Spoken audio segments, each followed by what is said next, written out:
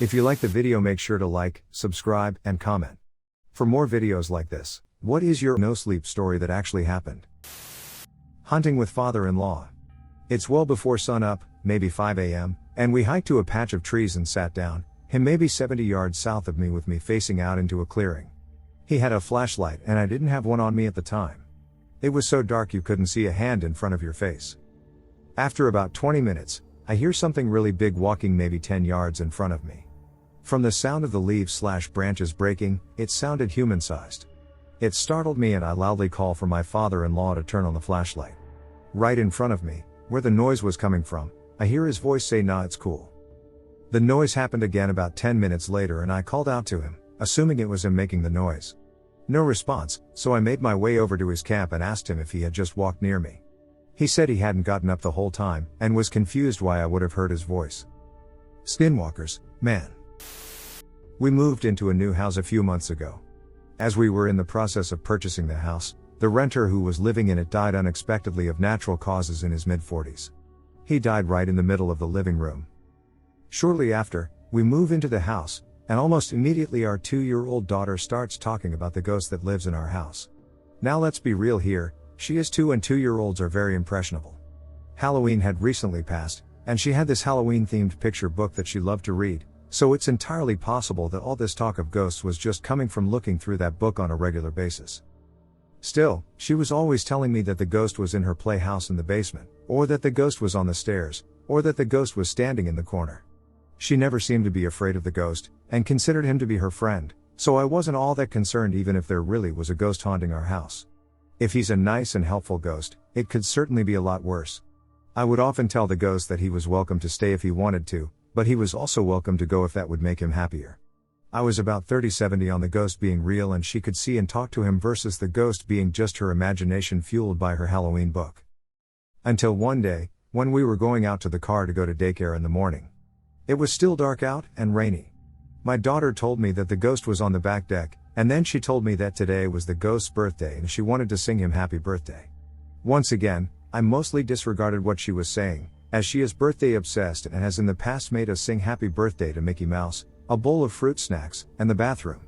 So we sang and wished the ghost a happy birthday and went on with our lives. Later that day, out of pure curiosity, I looked up the obituary of the man who had died in our house. And wouldn't you know it? It was his birthday. In 1993, our family lived in a small town called Ritzville, Washington. I was 5 years old at the time and what I experienced has left me thinking about it every single night for the past 22 years. I shared a room and bunk bed with my little brother. The room had a small, fairly deep closet located a few feet from the foot of the bunk bed.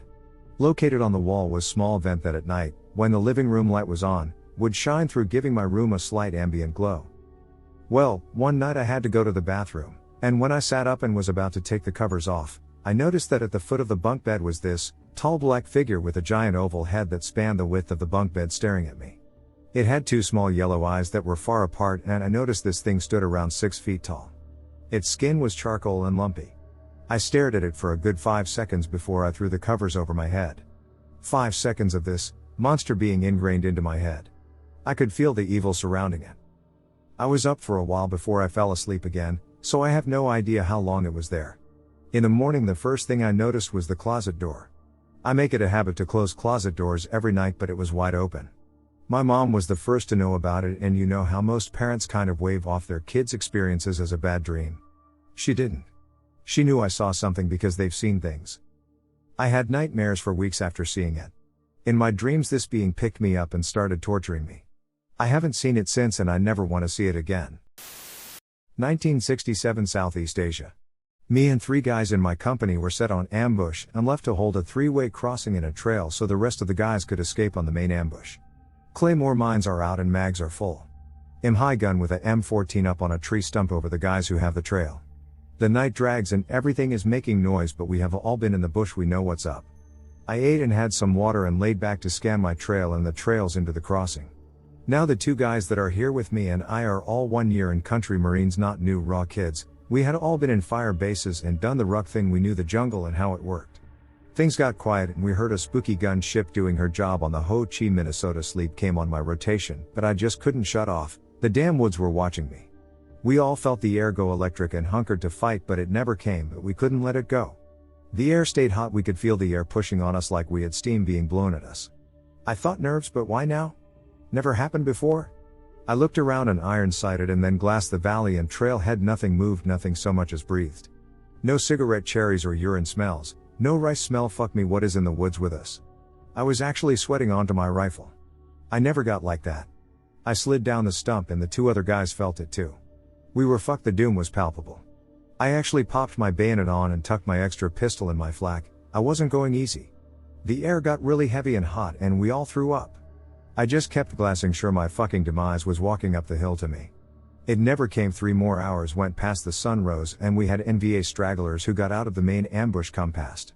I picked a few off the claymores, did the rest. I never felt that again in the woods, but there was no sleep that night. My bedroom is on the 2nd floor of the house. There's no patio/porch/overhang of any kind beneath my windows. Couple of years ago I was watching TV in bed around 2 a.m. and heard a louder than usual animal sound. Not uncommon to hear squirrels running around on the roof from time to time. Didn't think much of it. Kept on happening, and started to sound awfully close to the window and not on the roof. I ignored it for a pretty long time. After at least 40 to 45 minutes of being irritated by the noise, best guess, I had watched a couple of episodes of South Park on my DVR during the time span. I banged on the wall in hopes of scaring them off until I could get to sleep. Just 2 quick bangs with my fist, which were answered with 2 bangs on the wall right next to the window from outside. Needless to say, I just about shit and jumped out of bed. Now, my living room has a bay window and is on the other end of the house, so I could look out that window from the side and see my bedroom window.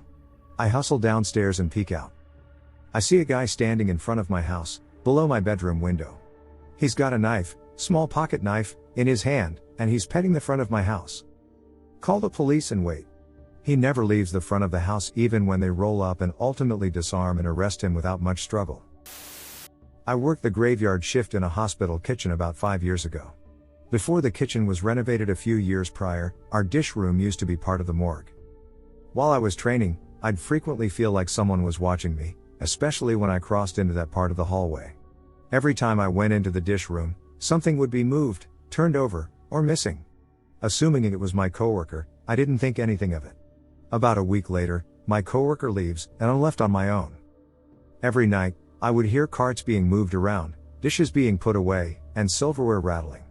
If I would leave for a minute, I'd get back and my radio would be switched to a different station. It got to the point where I was terrified to come to work every night. I called my old coworker, told her what was going on, and she very calmly said, "Oh yeah, I forgot to tell you about George." Apparently, George was a nurse/medical examiner who had a stroke and died while at work.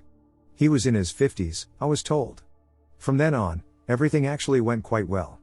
I introduced myself to George, asked him to please keep it down, and as long as I said hi to him as soon as I started work, he didn't seem to want to bother me anymore. It took us a little while to find a radio station we could agree on, but we worked harmoniously after that.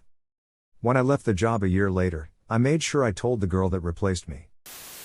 My dad and I both feel that there is something outside the gates at my cottage. I don't really know how to describe it, it just feels like there's some incredibly evil entity just outside the gates, when you go near there at night. It's sort of similar to the feeling you get when someone is staring at you but less human, if that makes any sense, as well as an intense wave of fear. Anyway, one night about 3 years ago we were having a bonfire with a bunch of the family. I'm fairly sure it was Thanksgiving weekend, and the topic naturally turns to ghost stories. After a few stories, my cousin mentions that he always gets creeped out walking near the cottage gate at night, and he described the feeling as like being watched, coupled with intense fear. Of course, we 3 idiots decide to go over there to check it out. I should mention that both my dad and cousin had had a few drinks. They weren't falling over themselves drunk, though. I was completely sober. So we get to the gate, and we all feel a bit creeped out. Of course we do, we were just hyping up this creepy swamp creature. Therefore, to really test this out, we decide to go out onto the road and walk down the hill towards the swamp. My dad and cousin were talking shit and basically daring whatever it was to prove it exists. I'm just hoping nothing happens and we can just go back to the warm bonfire. All of a sudden, my dad is upside down, then he's on the ground. It looked like he was picked up by his ankles and turned upside down before being dropped. There is no way it could have happened like it did if he had simply slipped downhill. He's a pretty big guy, and not super nimble. So we helped my dad back up and basically sprinted back to the fire. My dad had a big scrape on his face, and no one believed our story. I wouldn't have either, if I hadn't actually seen it. It was winter break, freshman year of college. I drove up to visit one of my friends in northwestern Pennsylvania for New Year's. I needed to be back home the next day for work, so I decided to drive back at like 2 a.m. I was driving down Interstate 79. For anyone reading this from PA, it was around Grove City where this event took place, and I maybe saw 2 cars in a 60-mile span. I came up around a bend and saw what looked like a black bear in my lane, and I swerved and went off the road and crashed into the tree line next to the highway.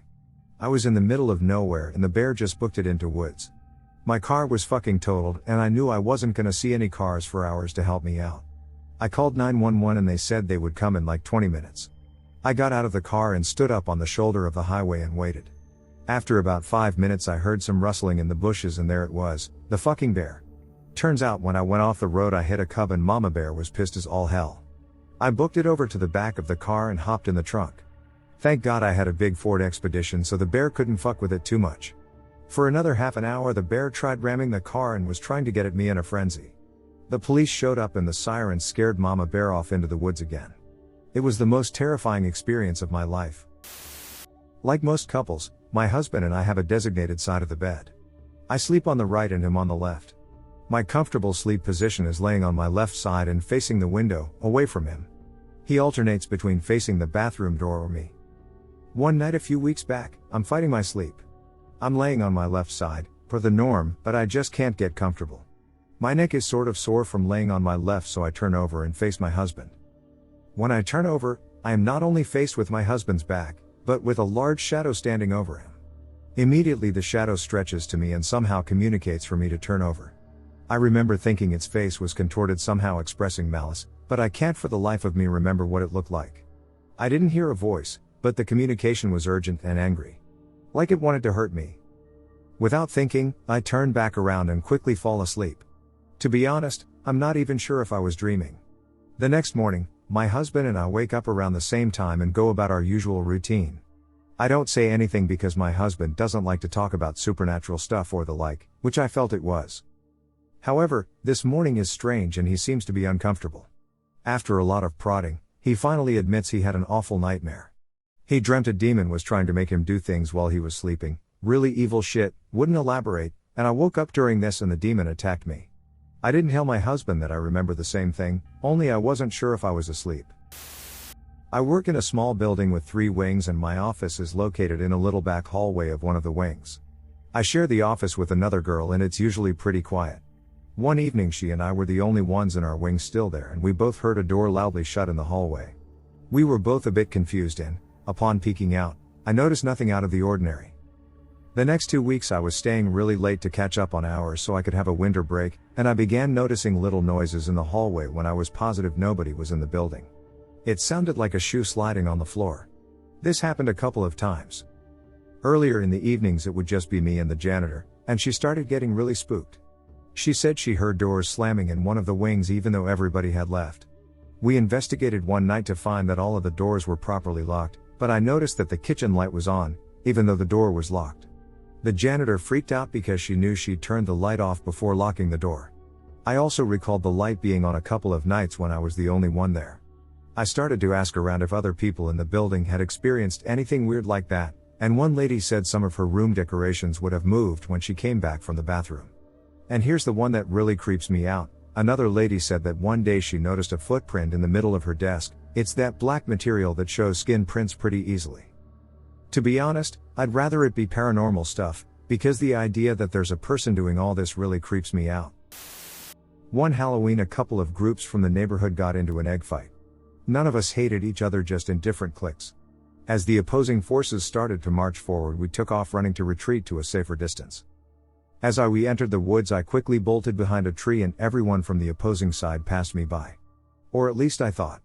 Apparently Bill got caught by a branch and was trying to free himself. I got from behind the tree to give him a hand since he was having a hard time. Right as I got to him he looked up and our eyes locked. He had a true look of horror in his eyes. I asked him if he needed some help and he muttered very lowly, "Yeah.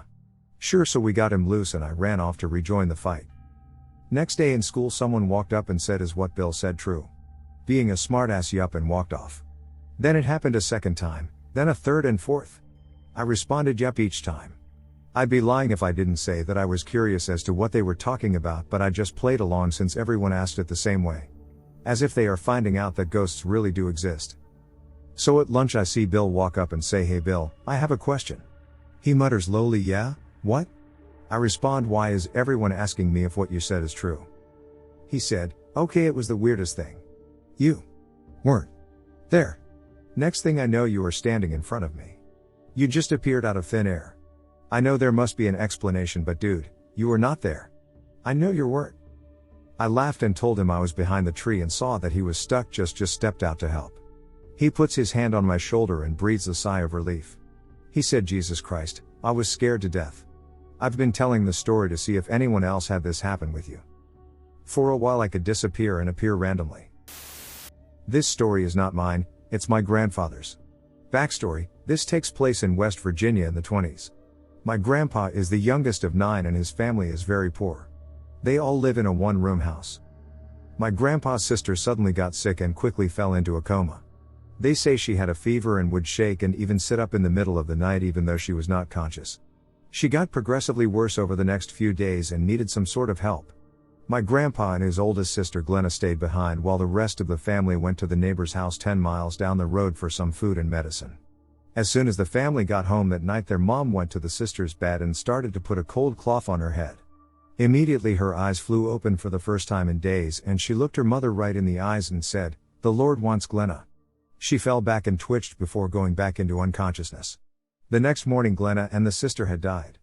The younger sister died from the fever, and Glenna died from unknown causes. Preface with a little backstory. About 3 years ago, I moved from my old childhood and family house to a new home where we currently live. The move was about 20 minutes away, so not too bad, although I did have to move schools.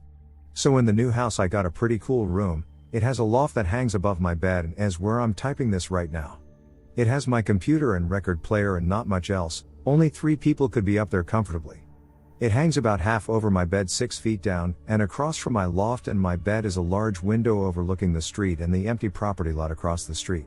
I never open the curtains or the windows because it hits direct sunlight and is too damn bright. So, when we moved here, our next door neighbor is also the guy that owns the neighborhood and built the house as well. When we finally settled in and hung out with their family for a while, they opened up and told us some stuff about what happened when our house was being built. They said that a random dark car with tinted windows would come by some days and just watch them build for hours. If they ever approached the car thinking it was us just looking, the car would zoom away. We were concerned but not scared in any way at this point, so not much else came of it and we went about life as usual. Few weeks later, our neighbor has another story to tell us. This time he is freaked out himself just telling it. He told us that within the past few nights, things had gone missing from his garage. As a builder he tends to have a lot of tools lying around, so he didn't notice at first, but then bigger things started vanishing like propane tanks and even a table saw. The final straw, and the scariest part, was that his gun was missing. But the gun wasn't out by the tools, it was in his locked basement's gun safe, with a security system guarded house. His spouse and kids were away on a trip, so it was only him home. The next night he decided to stay up to see if he could find anything. He said that the same car that watched him build our house pulled up to his home around 3 a.m. that night. A very average-sized man got out, and when my neighbor opened his front door holding a baseball bat, the man very calmly got back in his car and drove away slowly. He said it was like the man was expecting him. So at this point our family is freaked out. But it didn't stop there, of course it couldn't. A week later our neighbor called us frantically and told us that outside the entrance to the neighborhood was a duffel bag full of all the small tools the person had taken and the gun.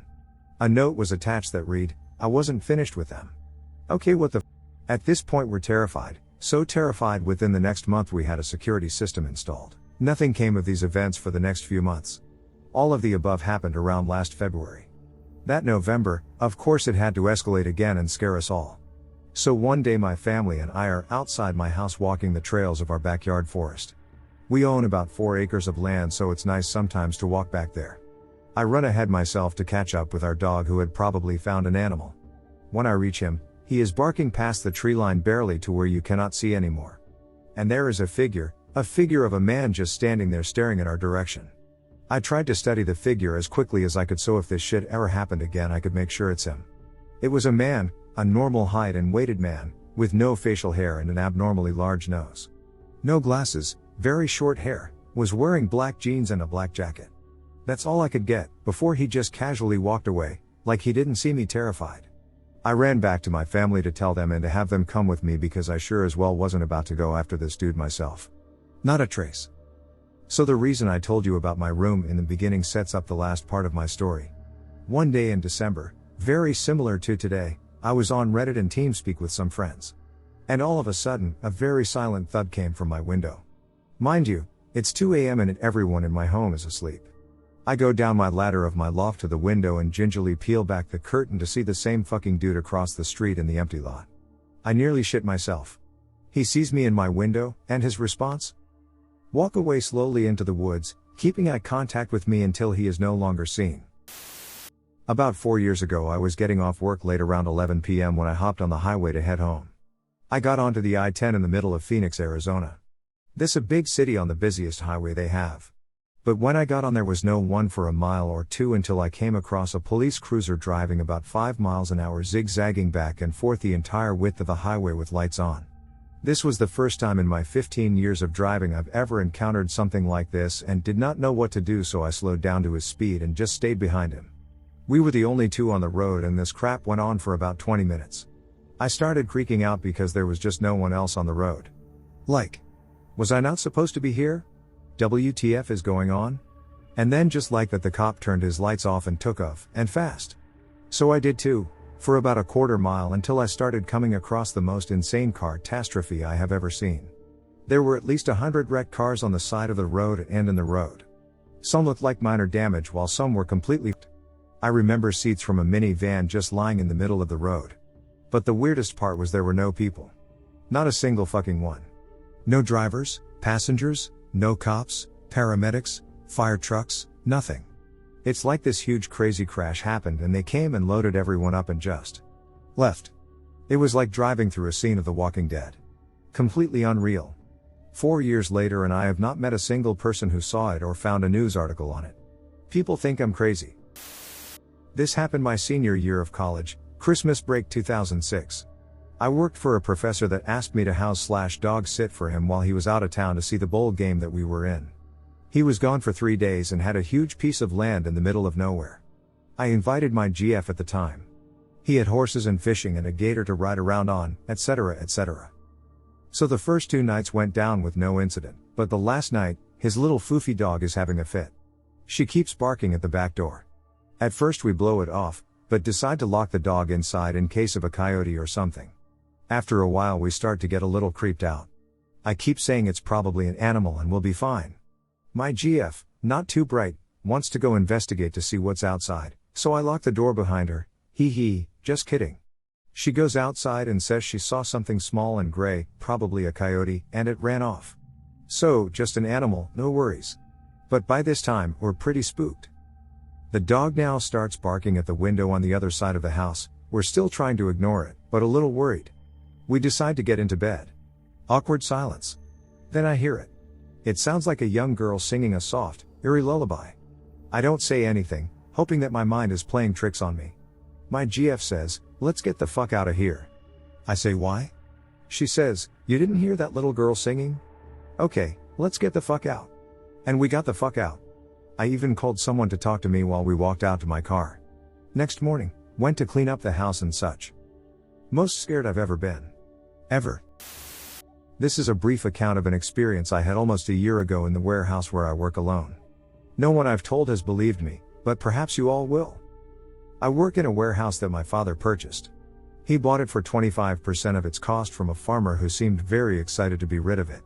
It is in the middle of Mennonite country, with no neighbors for a half mile around. Look out the window.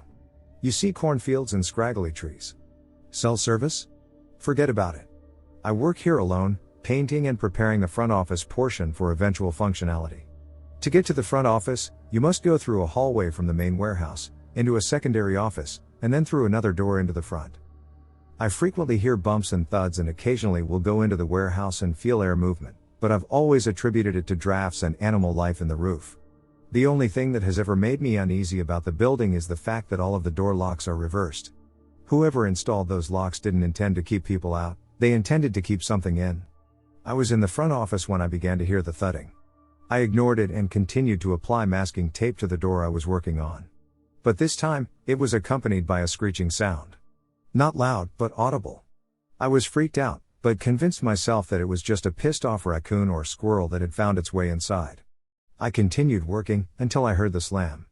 The door to the secondary office had been open. It sounded like it had violently slammed shut. I peeked around the corner and saw that I was right. The secondary door was now closed. I tried to logic it through in my head that a strong draft had sucked it closed, although I knew there was no such draft. The thudding began again. Closed this time. I've never been able to put a proximity on it, but now it sounded like it was right on the other side of the door. I froze, unsure of what was happening. My eyes locked on the door handle, which began to turn. The door disengaged its latch and slowly swung open. Wider. Wider. Nothing there. Nothing visible, no air movement, just quiet. So quiet. A quiet that seemed to overwhelm me with its presence, a quiet so thick I couldn't breathe. The quiet was shattered when the screech came again. This time, it was clearly human. Pained, angered, and emanating from the main warehouse. The door slammed. That entirely broke my frozen, fearful state. I ran. I got into my car and drove until I was in cell range to call my father. He didn't believe anything about the doors closing, but agreed that the building had something weird about it. He told me he'd be right out. Fast forward half an hour. My dad and I met up and drove back to the warehouse. I showed him the door that slammed, showing him that it was separated from both the front office and the main warehouse, so no draft could have closed it. I told him about the thuds, the screeching, and the sudden quiet that overcame the building. He decided that we should check the main warehouse.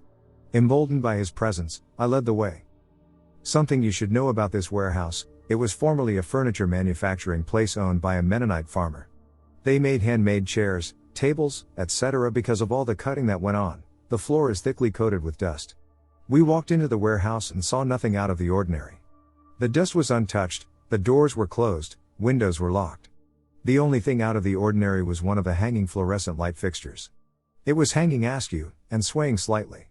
Insisting we take a look at the mount to ensure it didn't just break loose, my dad grabbed a stepladder. He supported it while I climbed up and grabbed the swinging light. I looked on top of the light. And saw a handprint.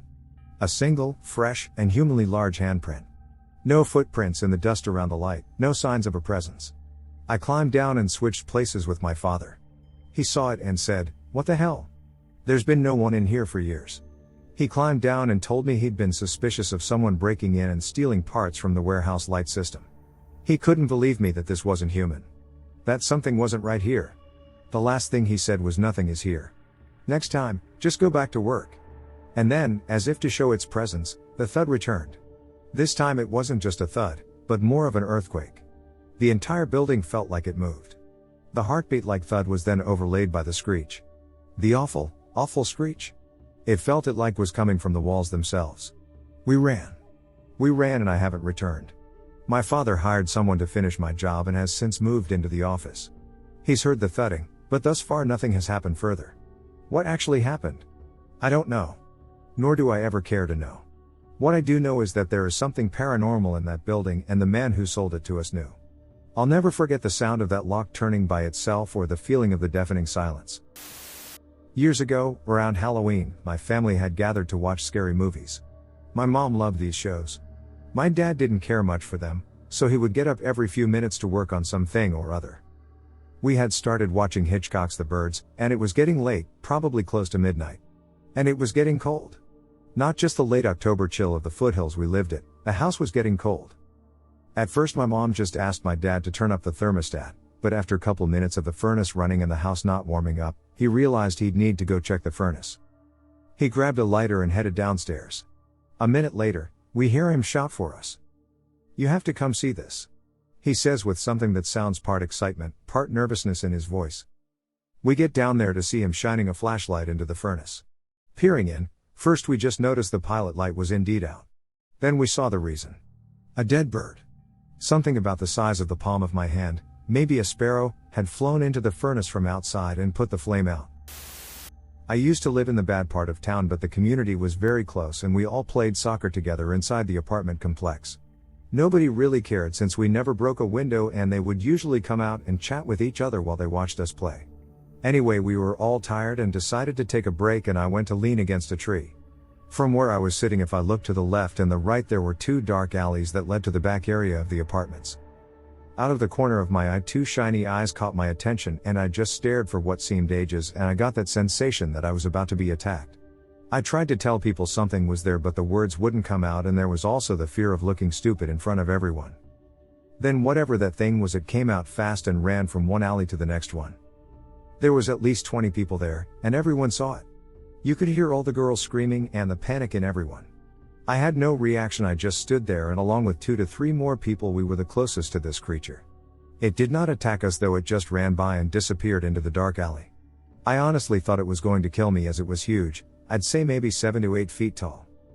After that, we all just stayed home and tried to figure out what happened that night, but being in a Mexican neighborhood, all the families believe in this stuff and said it was the chupacabra, and the fear eventually died down. The scary thing is, I googled chupacabra years later and some pictures look very similar to what we saw that day. A tall 7 to 8 black figure with the bony body of a starving dog that ran like a raptor but more upright, as it had long hands but not to proportion with the rest of its huge body. This is pretty much what we saw, if it helps your imagination a bit. I have experienced something that sort of changed my personality, enhanced it, I don't know what. I don't even know if you would reply or anyone have a look at this message, but fuck it, I will tell the entire story here. In 2008, I was staying over at my grandparents' house for the summer break. The place was 40 km from Chennai in a nice town. People were nice, no history of crime or violence, very religious and spiritual town. Everyone knew everyone, kind of nice. The last night before I left for home, we watched a documentary on the beginning of life and it was nice, slept by 11 p.m. At 11:34 p.m., I heard crows cawing, weird I thought. At exact same time, I saw a crow looking at me inside the house, and then it flew towards the idols of our gods. Hindu religion has multiple gods. My grandparents are strict followers and very particular about that room. I saw that, woke up and went there, nothing, so I came back and slept. Still 11:34 p.m, weird I thought. Out of nowhere, I heard the most horrific scream/shriek, filled with pain and disgust and hate and anger. Suddenly I have an OBE and see myself outside the house, and I see a tall dark hooded figure, floating towards our house, and every time it comes closer, I can hear the dragging of chains, and then I see that thing coming up the stairs towards my room, and I open my eyes. It's still fucking 11:34 p.m. I sort of have this dreaded feeling that this demon or this tall hooded creature is standing right behind me at the entrance of the room. I try waking my mom up, she is drooling and in deep sleep, my brother, him too, we all were sleeping in the same room. I now have no choice but to face that thing, so I get up and just look outside the door, and there it is. Tall, approximately 7 to 8 feet, hooded, and I can't make out the features of its face, but I stared into its eyes, they were hollow. It felt like forever but was just few seconds. That thing just turned into dust and just hit me. When it hit me, I couldn't breathe, my windpipe swollen up and I started wheezing. I open my eyes up again, the lights turn on, my grandfather, granny, mom and brother all are staring at me, and grandfather just injects me with something and I am breathing normally again. I pass out. Next day we go to doctor, he tells me I almost died, my windpipe still has swelling and they couldn't find any reason behind it. After some time, I started developing these water boils all over my body. Doctors were not able to find out exactly what it was. They were painful, it did hurt a lot, but I just took the pain. I told my mom, grandparents, they didn't react much to it. After that day, I have seen that thing couple of times more. But the thing that changed most, I feel, is my personality. I somehow became more confident, felt more stronger and fearless. Lived in this dark, creepy-ish rental house from 4th, 7th grade. I don't know if the house was actually haunted or not, but my mom, my sister, and me always got these creepy feelings around various areas of the house, particularly the closet and bathroom in the master bedroom. Anyways, my sister, who was a little bit younger than me, would tell me about how she saw the disembodied head of a woman floating above my bed at night looking at me sleep. I admit, at night, I would get the eerie feeling that something I couldn't see was watching me, but trying to be the tough 9-year-old, I brushed off what she was saying as the ramblings of a 7-year-old. Nothing really happened for months, and I even forgot what my sister said about the disembodied head, until one night I was in a particularly deep sleep when I suddenly heard the blood-curdling scream of a woman right outside my ear. At first, I thought it was my mom or sister messing with me, but when I glanced across the room, I saw my sister sleeping in bed and went to my mom's room and saw her sleeping as well, and there were no other woman in the house that could have possibly done it. If that doesn't creep you out, something creepier happened to my sister. In 6th grade, I was away at science camp for a week, so my sister had the room to herself for the entire week. One of those nights, she woke up and saw me standing in the doorway. At first, she thought that I had come back early from camp, so she spent about a minute asking me why I had come back from camp so early and how it was. Thing is, while she was talking to what she thought was me, it didn't say anything, and all it did was stare at her from the doorway, which gave her a cold chill up her spine. Once she realized it wasn't me, she said the thing pretending to be me gave her a creepy smile and waved at her before turning around and walking down the hallway towards the master bedroom. When I was really little, we lived next to a straight-up psychopath. He built a 10-foot wall between our houses, as well as the houses on the other side of him. Presumably so no one saw what he was up to. I remember him having multiple dogs over the years, maybe 2 at a time, maximum, but it was hard to see because they were always fenced in. I could, however, hear them. They constantly growled and barked whenever anyone got near the wall, and they sounded mean. Who knows what he was raising them for? One day, the barking pretty much stopped, and we realized pretty shortly afterwards that the guy had just peaced out, never to return. Eventually the bank foreclosed on the house and listed it for sale, as is. Curious, my dad and I went into the mysterious house next door. It was a disgusting mess, but everything was more or less intact.